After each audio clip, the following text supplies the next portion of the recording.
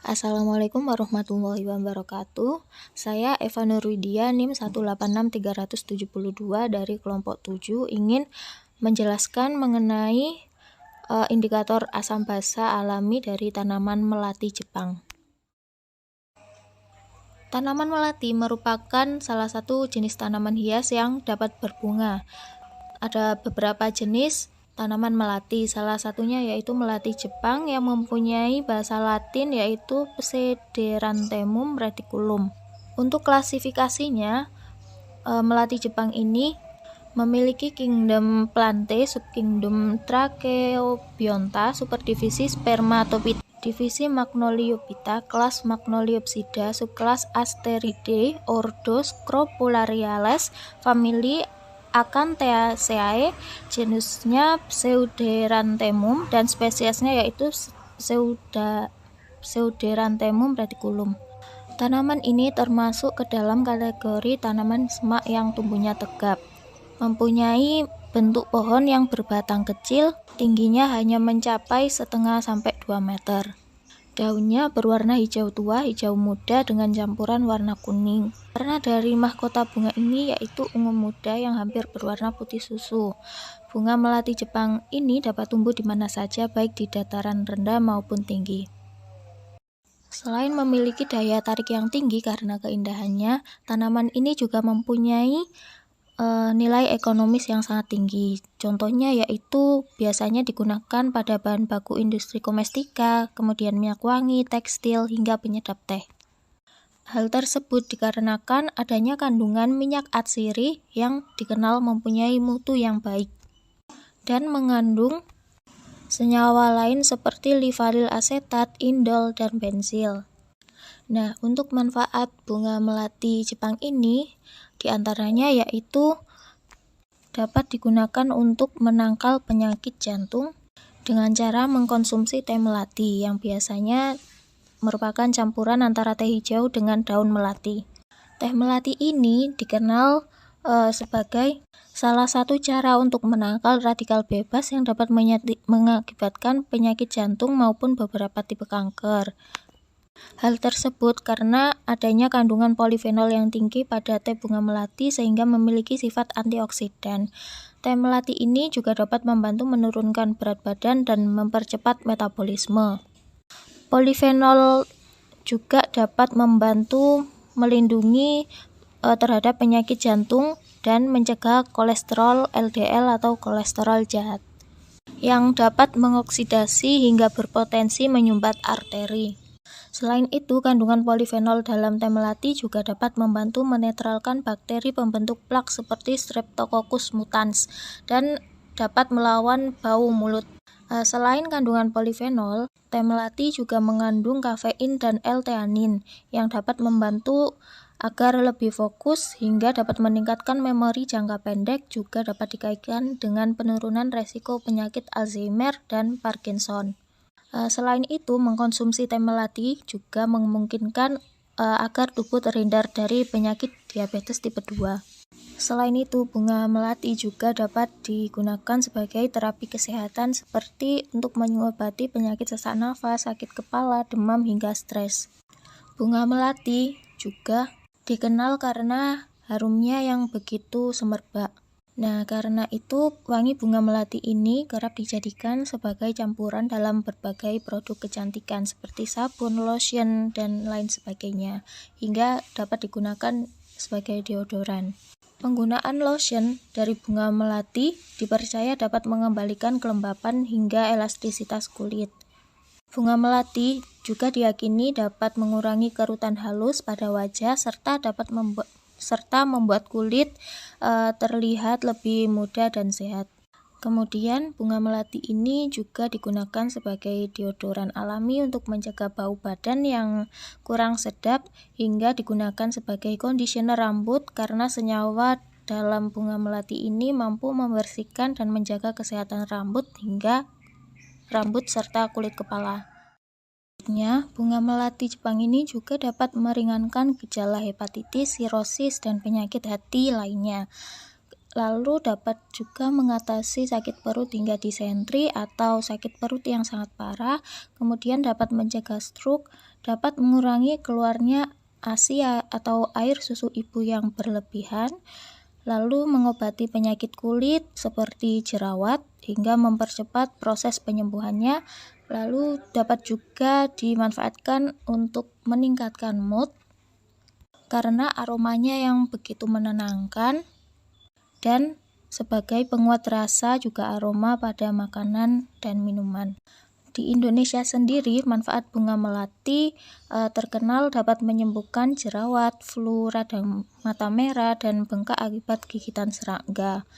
Khasiat ini karena adanya kandungan flavonoid, saponin, tanin, indol, dan bensil alkohol dalam daun melati yang diduga memiliki aktivitas antibakteri. Nah, untuk fungsi bunga melati Jepang sendiri, yaitu biasanya digunakan sebagai tanaman hias karena memiliki keindahan dan wangi. Kemudian juga perawatannya juga sangat mudah karena dapat tumbuh di daratan rendah maupun daratan tinggi, namun akan lebih baik tumbuh di daratan tinggi, akan lebih cepat pertumbuhannya. Lalu tumbuhan ini juga dapat digunakan sebagai pembatas ladang ataupun sawah ataupun pekarangan rumah. Selanjutnya, apakah tanaman ini dapat digunakan sebagai indikator asam ataupun basa? Jawabannya tidak.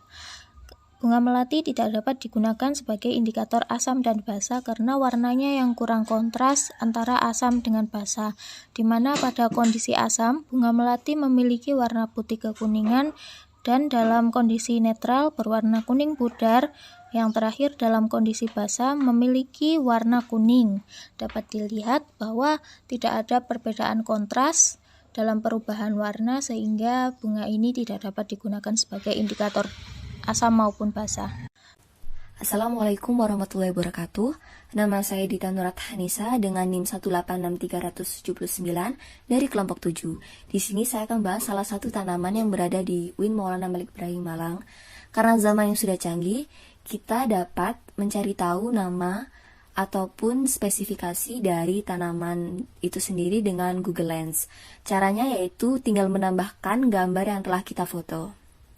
Ya, sudah ketemu namanya ternyata Hanjuang atau nama latinnya Cordyline fruticosa. Mari kita bahas. Tanaman Hanjuang, nama latinnya Cordyline fruticosa LSC. Nama lokalnya yaitu andong merah. Fungsinya itu bisa sebagai tanaman pelindung dan penghalang di sawah atau di ladang. Dapat juga sebagai tanaman hias di pekarangan, taman maupun kuburan, serta dapat dipakai sebagai tanaman pagar atau pembatas di perkebunan teh.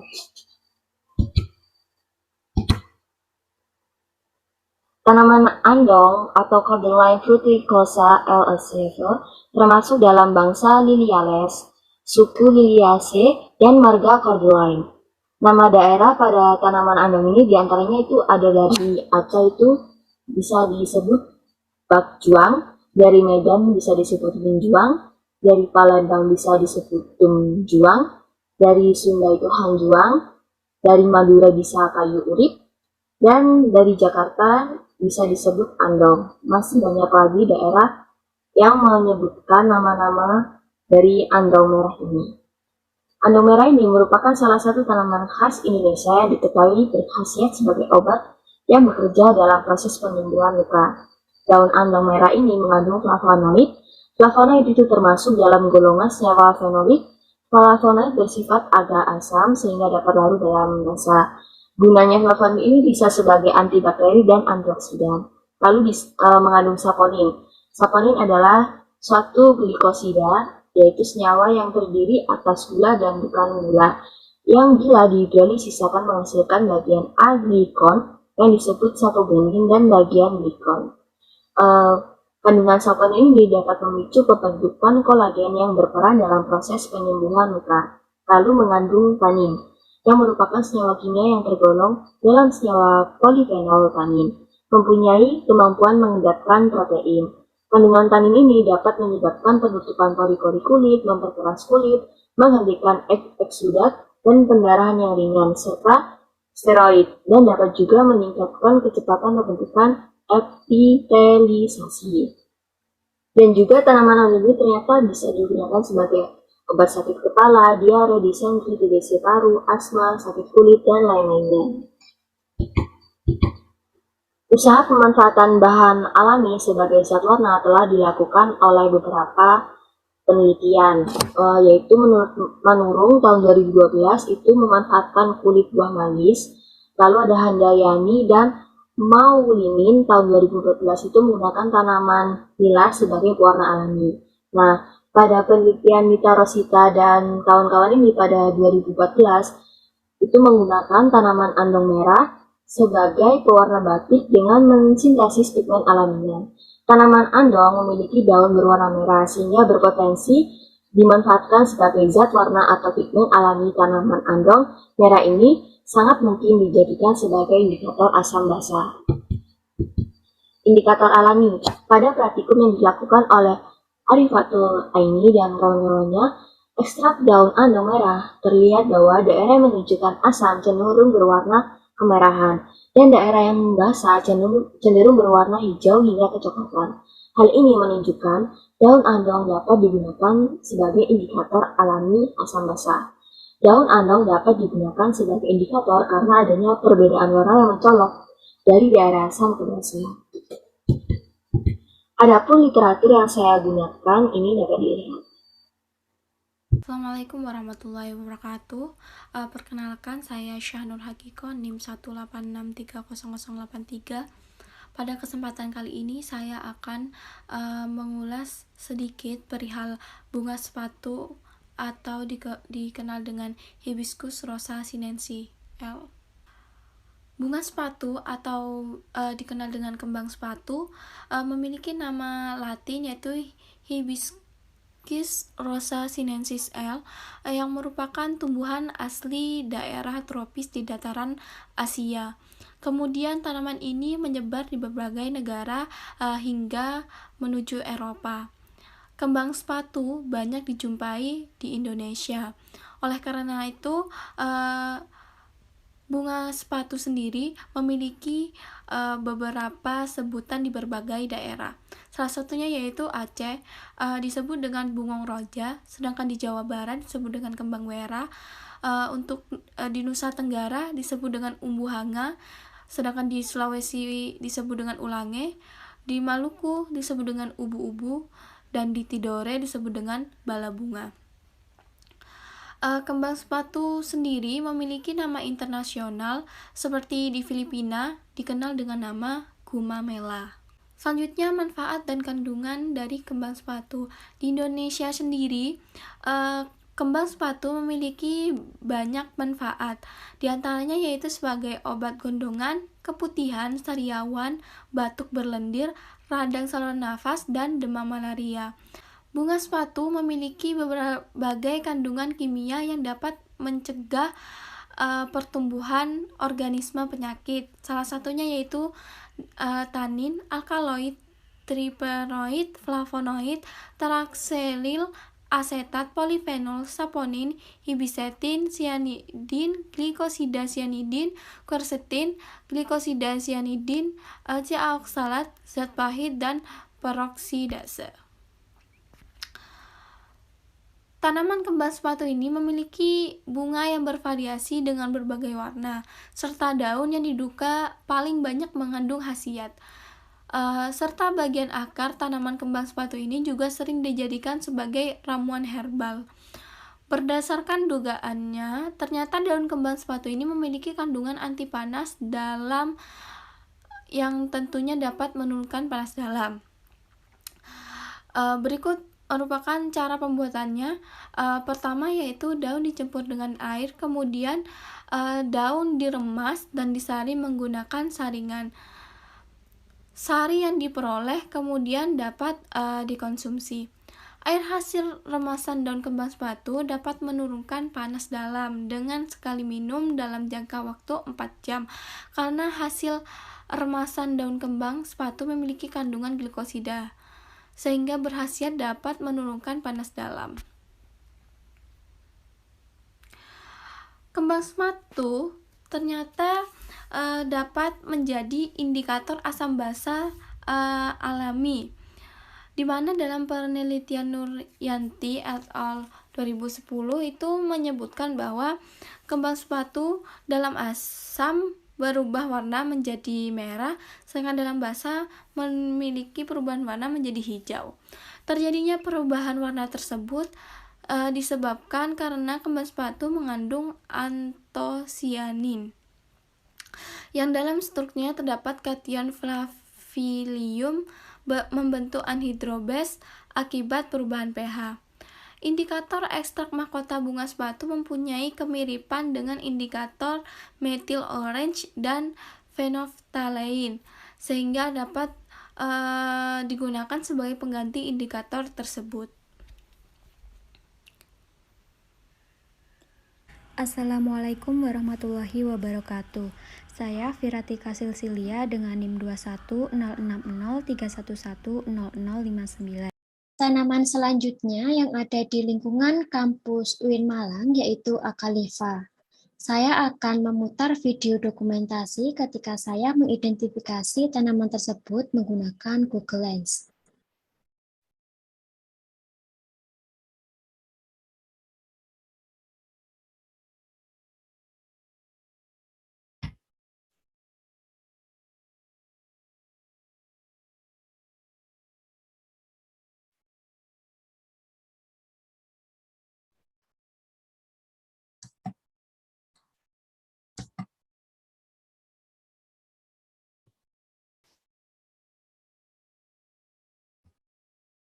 Selanjutnya, nama dari tanaman ini, nama ilmiahnya yaitu Acalypta wilkesiana.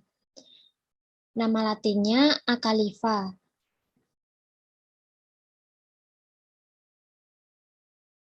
Atau sering dikenal dengan sebutan buntut bajing.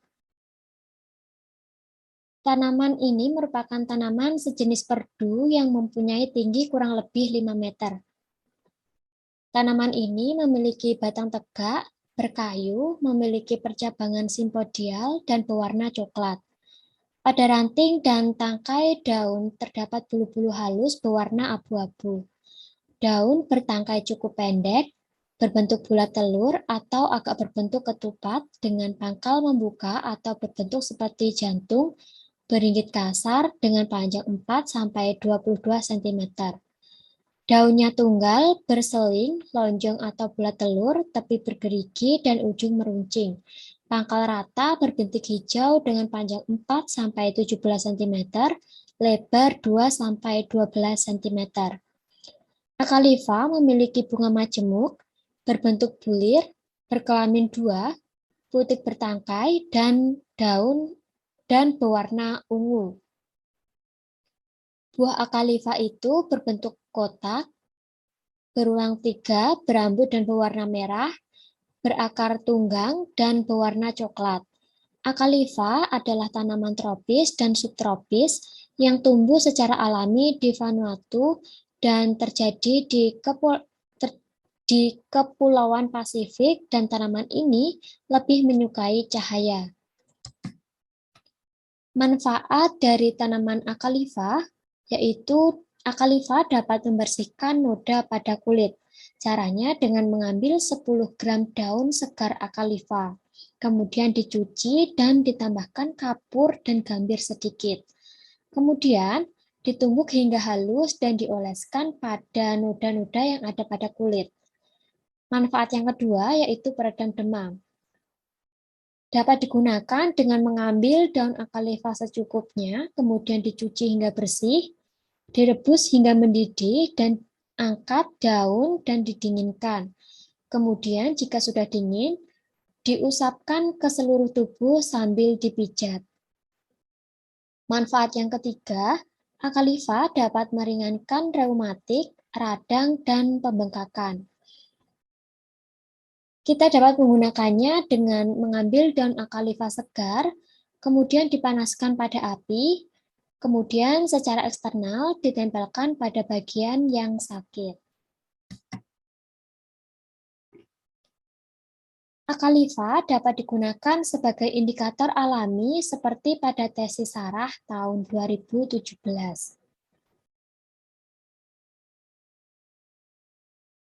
Tanaman ini mengandung senyawa kimia berupa flavonoid, tanin, dan saponin. Daun akalifa mempunyai pigmen organik berupa zat warna antosianin yang dapat mengalami perubahan warna pada perubahan pH tertentu. Antosianin dalam bahasa Inggris yaitu antosianin. Kata ini gabungan dari kata Yunani anthos yang berarti bunga dan sinos yang berarti biru. Adalah pigmen larut air yang secara alami terdapat pada berbagai jenis tumbuhan. Sesuai namanya, antosianin memberikan warna pada bunga, buah, dan daun tumbuhan hijau, dan telah banyak digunakan sebagai pewarna alami pada berbagai produk pangan dan berbagai aplikasi lainnya. Antosianin adalah zat warna alami yang bersifat sebagai antioksidan yang terdapat dalam tumbuh-tumbuhan.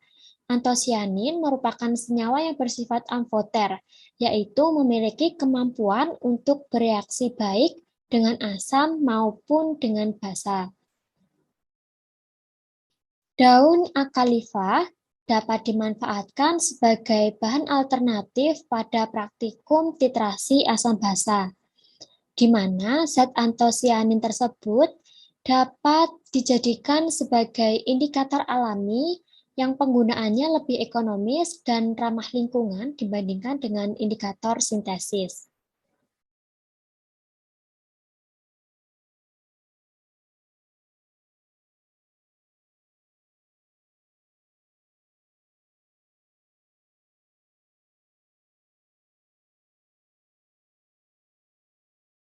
Tanaman selanjutnya memiliki nama latin Coleus cutellarides dan memiliki nama lokal Miana atau iler, dan di Palembang dikenal dengan adong-adong, di Batak dikenal dengan sigresing, di Toraja dikenal dengan nama bulu nangko, di Sunda dikenal dengan jawek kotok, dan di Bugis dikenal dengan ati-ati, serta di Minahasa dikenal dengan nama serewong.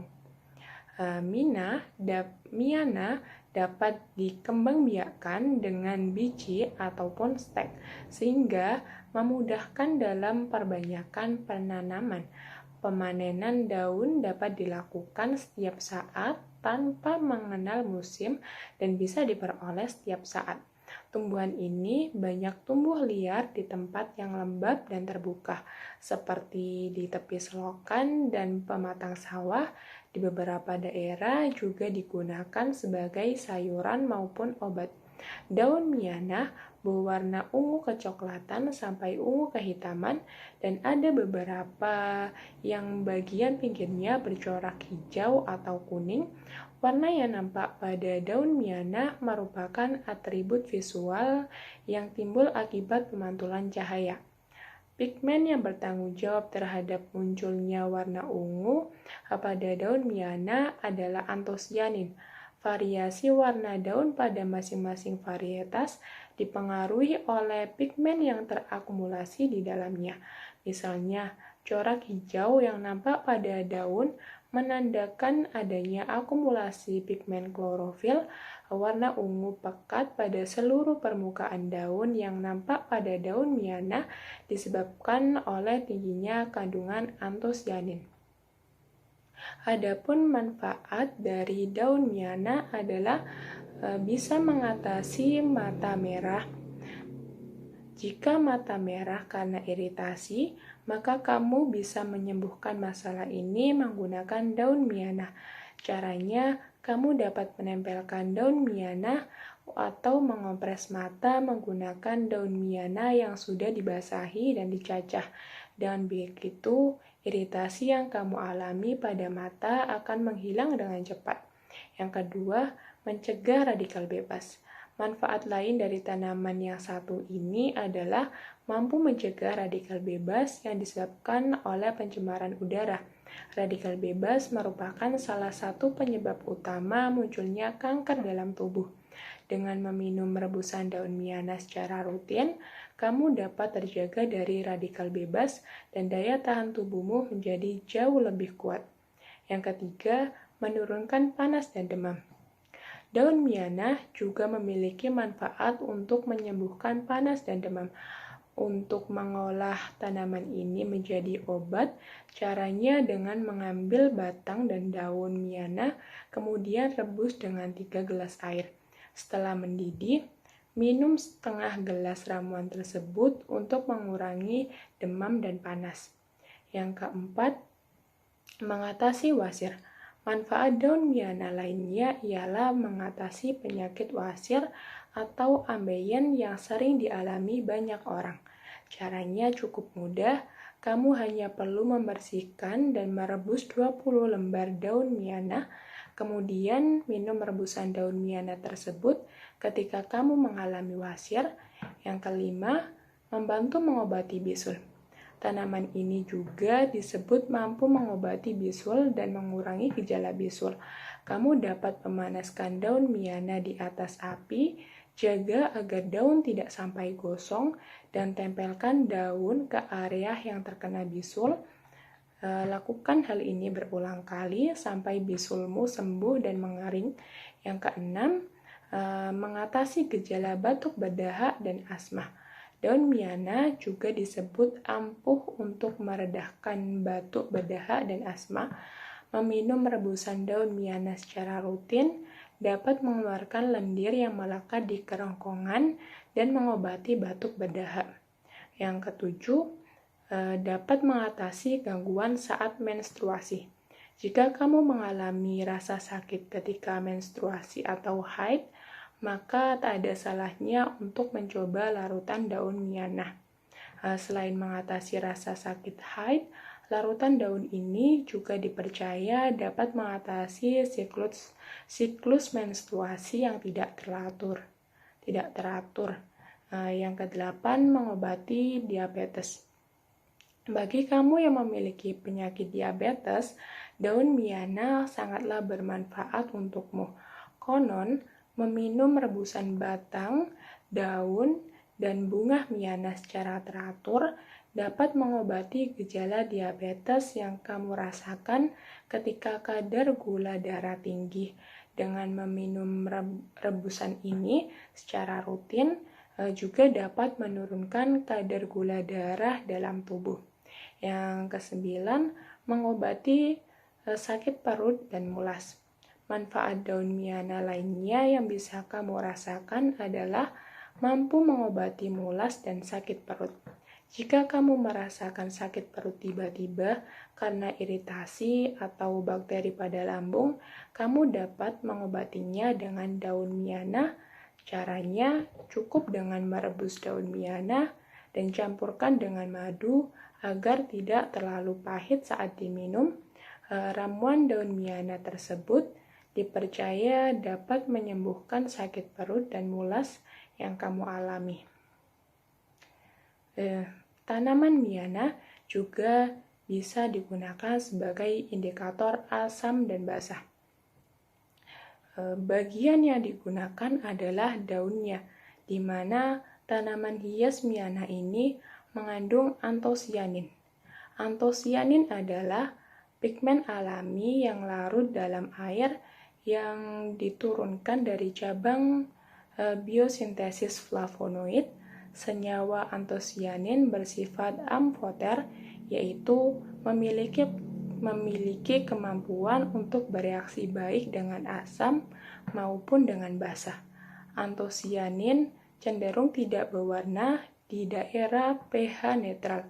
Di dalam larutan yang pH-nya sangat asam, pada pH kurang dari 3, memberikan warna merah yang maksimum, sedangkan di dalam larutan alkali dengan pH lebih dari 10,5, pigmen antosianin mengalami perubahan warna menjadi biru. Perubahan warna oleh indikator alami daun miana ditunjukkan oleh warna orange, yang artinya larutan bersifat asam pada pH 3,2, dan perubahan warna kuning kecoklatan. Assalamualaikum warahmatullahi wabarakatuh. Di sini saya Anggun Farda dari kelompok 7 dari kelas kimia C.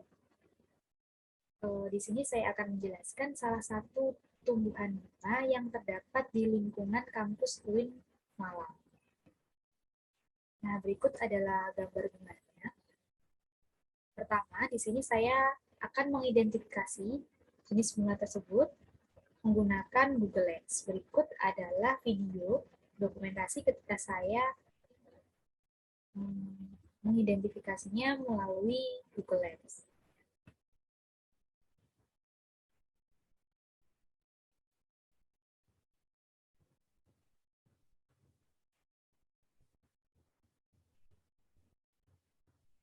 Nah, bunga tersebut ditunjukkan pada Google Lens bahwa bunga tersebut merupakan bunga kencana ungu.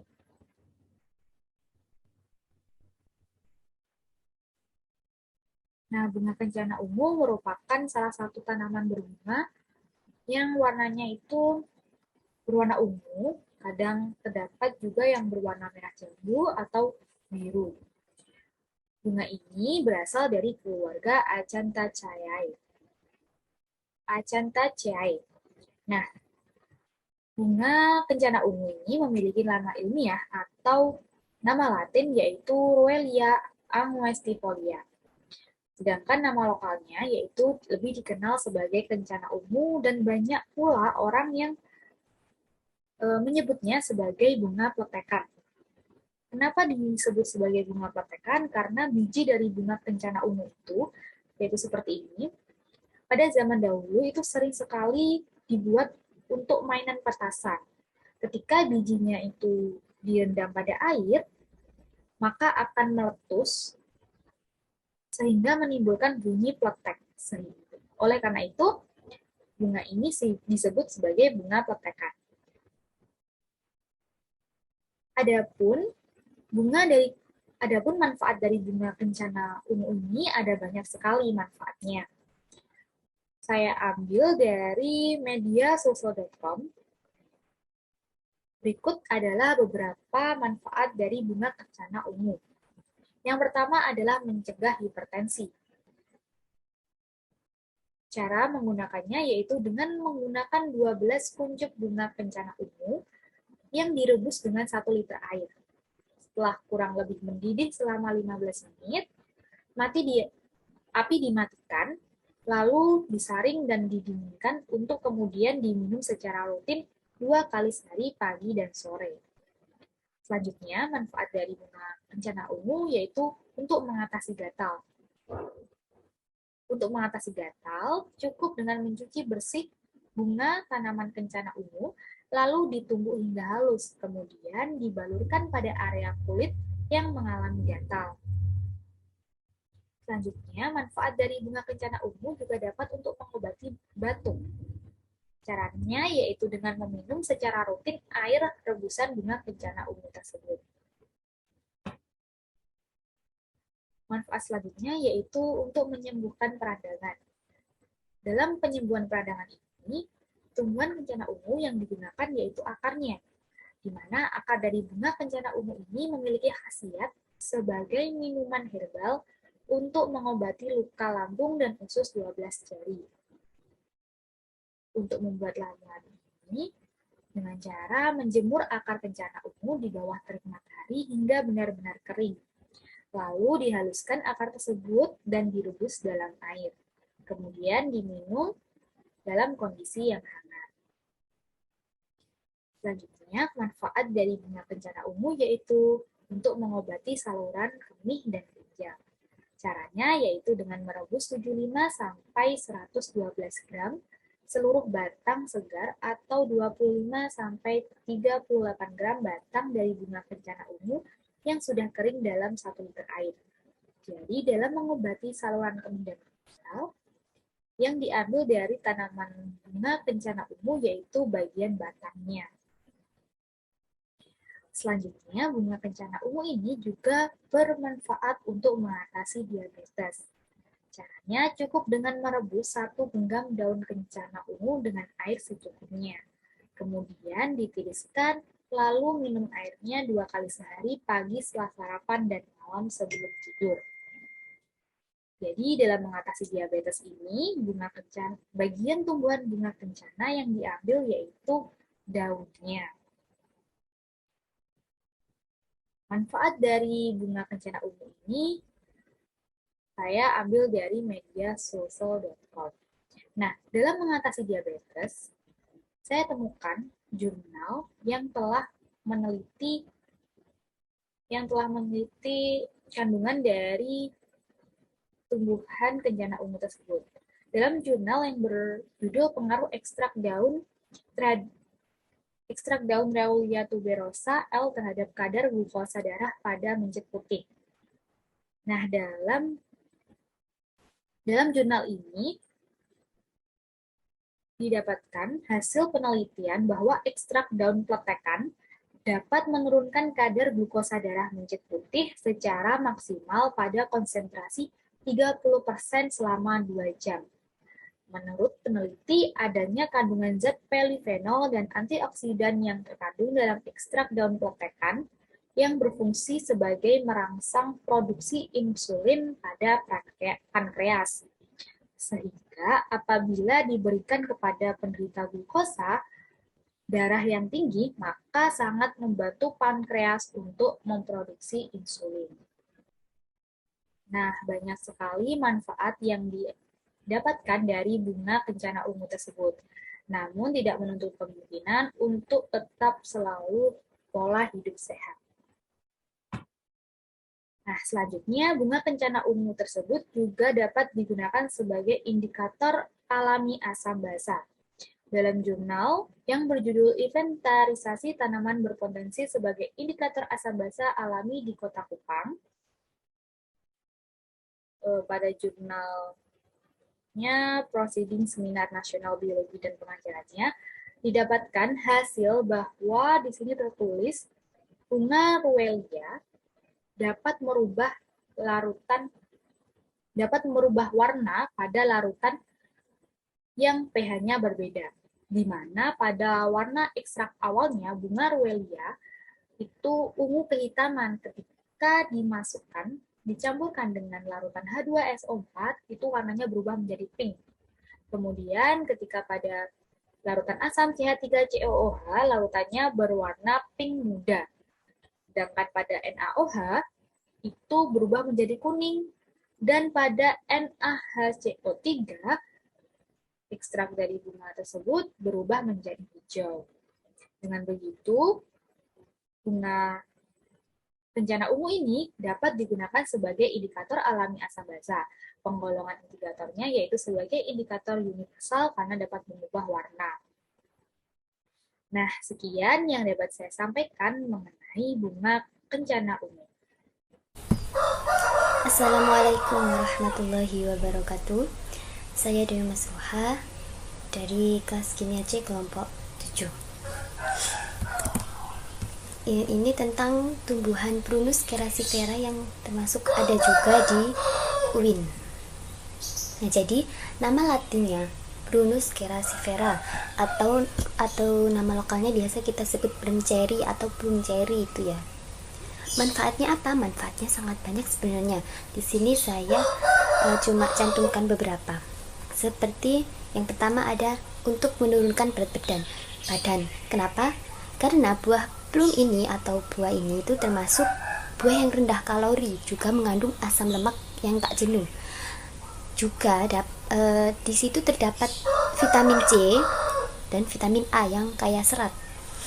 Nah, jadi kandungan inilah yang membuat orang-orang itu banyak mengonsumsinya karena sangat bagus digunakan pada orang yang sedang menjalani program penurunan berat badan. Yang kedua, untuk meningkatkan sistem kekebalan tubuh. Kenapa? Karena mengonsumsi buah ini juga dapat meningkatkan daya tahan tubuh. Kandungan antioksidannya itu tinggi, sehingga bila dikonsumsi secara rutin dapat mencegah kerusakan sel akibat radikal bebas. Kemudian untuk menjaga kesehatan mata. Sudah tentu kalau kesehatan mata pasti ada vitamin A ya, yang sangat dibutuhkan ketika menjaga kesehatan mata. Buah ini juga mengandung sekitar 5% vitamin A, yang mana apabila mengonsumsi secara rutin, jika Anda ingin menjaga, maka mata kalian akan sehat kembali dengan memanfaatkan buah plum ini. Kemudian menjaga kadar gula darah. Nah, meski tinggi karbohidratnya, ketika mengonsumsi ini itu tidak menyebabkan peningkatan kadar gula darah yang berlebihan. Kenapa? Karena buah ini itu mampu meningkatkan kadar adrenopektin, yaitu hormon yang berperan dalam mengatur kadar gula darah. Selain itu, serat alami juga berperan untuk menghambat penyerapan karbohidrat di dalam usus, jadi aman, jadi nggak meskipun karbohidratnya tinggi tapi dia nggak bikin naik darahnya. Nah, bisa dilihat ini seperti ini di UIN ya.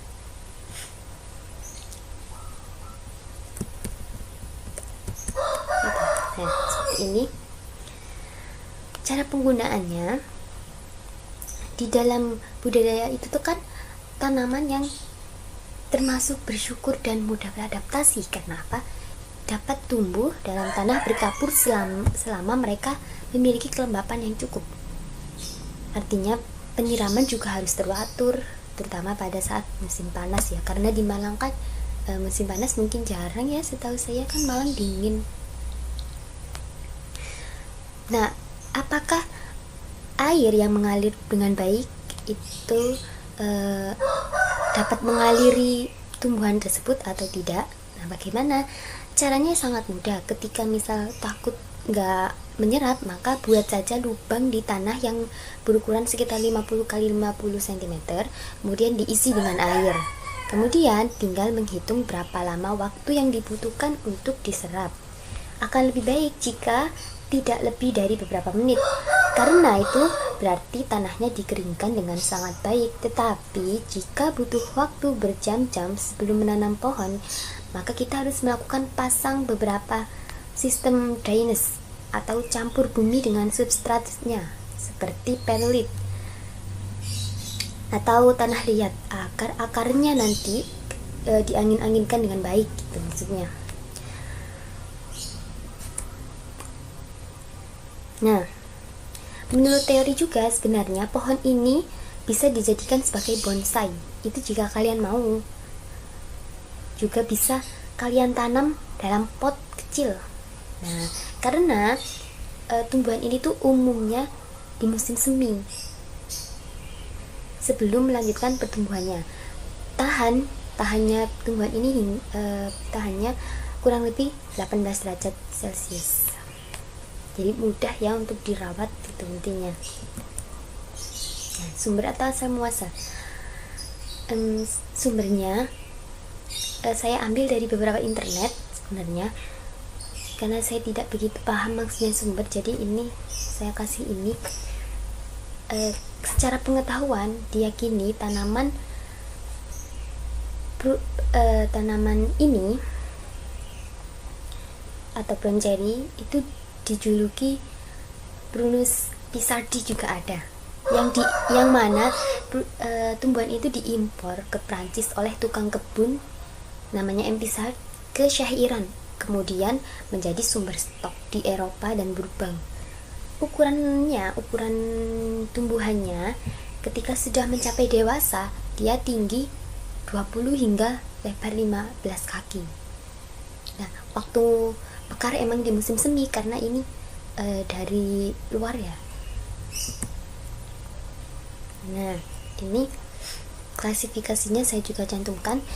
Dia berkingdom lantai, subkingdomnya Draseobionta, superdivisinya Spermatophylla, divisi Magnoliophyta, kelas Magnoliopsida, subkelasnya Rosidae, ordo Rosales, familinya Rosaceae, genus Prunus, dan spesiesnya Prunus crassifera. Nah, Nah, untuk mengetahui sebenarnya tumbuhan ini tuh asam atau basa ya. Jadi tumbuhan ini ketika berbuih berarti tanahnya bersifat asam tanahnya. Tetapi jika tetap sama berarti dia netral. Itu. Nah, seperti ini daunnya. Karena Elprunus itu pohon gugur yang mana kehilangan daunnya di musim gugur. Ketika awal musim semi atau dingin, kan dia berasal dari Eropa dan Asia. Maka dari itulah spesies ini dikenal sebagai kayak menyambut musim semi. Tuh. Bunganya tumbuhan ini tuh indah, berdiameternya sekitar 2 cm. Juga memiliki kelopak gitu. Karena keindahannya juga banyak kultivar yang dikembangkan seperti Prunus cerasifera yang Pisardi dan juga Prunus cerasifera yang nigra, baik dengan daun ungu maupun daun yang berwarna merah jambu. Ada satu lagi yang sangat indah, itu Prunus cerasifera linsaeae yang memiliki bunganya warna merah muda dan daun yang berwarna hijau. Nah, prun ini berjadikan cukup dekoratif ya, karena memiliki karena dia memiliki dedaunan ungu merah dan ungu coklat yang seperti senang ketika kita lihat, karena dengan kontras warnanya itu menyenangkan ketika kita menanam. Dia juga memiliki mekar putih yang lahir di atas cabang yang gundul sehingga memiliki daya tarik yang besar juga. Jadi tumbuhan ini bisa juga buat tanaman hias. Tuh. Harus dikatakan pula bahwa Prunus cerasifera ini yang Pisardi itu prun hias. Jadi tidak menawarkan produksi prun yang dapat dimakan. Beda lagi seperti mekar sebelum munculnya dedaunan, ketika itu benar-benar tertutup oleh bunga-bunga kecil berwarna merah muda yang melimpah. Ini juga kayunya mengkilap dengan warna kemerahan yang ternyata merupakan pembeda dari genus Prunus. Jadi masing-masing Prunus pasti beda kulit kayunya. Seperti itu. Baik, mungkin itu saja yang bisa saya sampaikan. Mohon maaf apabila ada salah kata. Terima kasih. Wassalamualaikum warahmatullahi wabarakatuh.